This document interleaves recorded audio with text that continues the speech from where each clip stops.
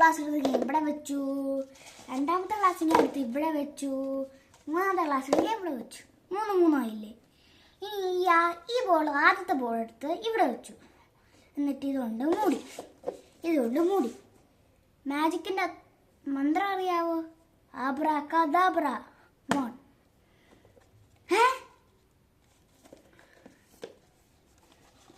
ഇനി വീണ്ടും എടുത്ത് നമ്മൾ ഇവിടെ വെച്ചു. അടുത്തെടുത്ത് ഇവിടെ വെച്ചു. ഇവിടെ വെച്ചു.